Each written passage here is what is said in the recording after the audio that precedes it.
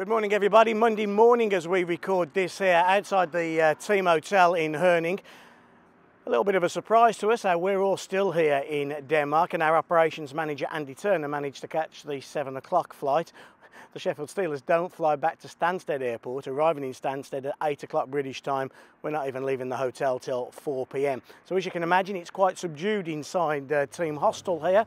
The boys went out last night, had a couple of drinks, and they're kind of sleeping it off a little bit this morning. But other than that, no problems here to report. The good news is no injuries as well after those 3 games in 3 days.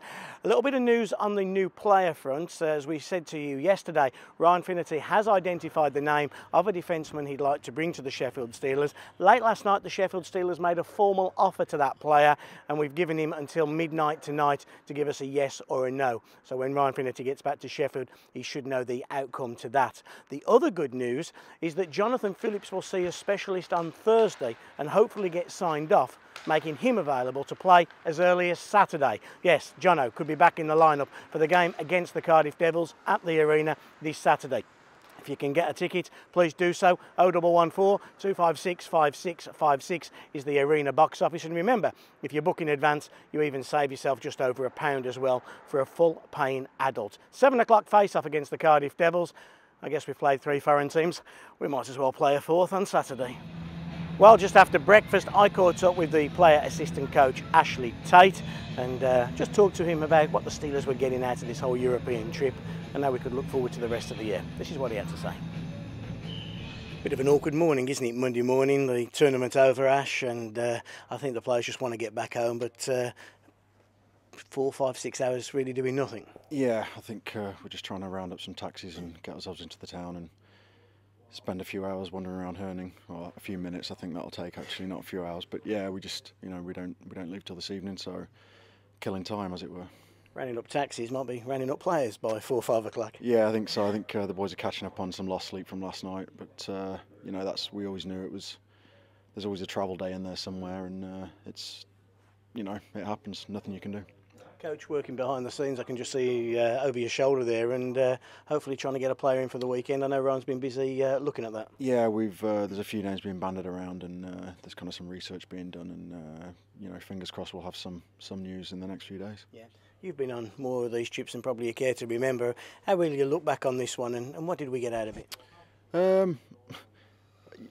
It's a completely different style of hockey to how we play at home, and I think it's more. The boys will look at it as a good experience. Maybe a few people have kind of wanted to put themselves in the shop window, for future years in the game. And it's been that we didn't progress as we would have liked, but you learn from it and you take the positives and you try and turn it to your advantage. Tight bunch of guys here. I only see you guys at weekends, if you like, and obviously spending 4 or 5 days with you can see that actually everybody does get on well, and there's a good banter, and history will show that a team that gets on well together normally ends up winning together. Yeah, I was kind of going to finish your sentence. It's in the past, the teams I've been on that's kind of been that close. It goes a long way. It's kind of like having an extra man out there sometimes, and teams that fall apart generally they kind of don't get along, and that's not the case with this group. One positive from this weekend will be Mike Ramsey. He's come through 3 games, 3 days. The hand looks better. And I noticed yesterday and the day before you're on his line with Legui. That seems to be the first unit now. Yeah, I mean, before the season even started, we had about 15 different line combinations, and this one was banded around, and we haven't really used it till now. Rammers, he's been off for a month or so, and he kind of got the rust out this weekend. Hopefully we'll have a good week of practice and try and just get used to playing with each other, I think.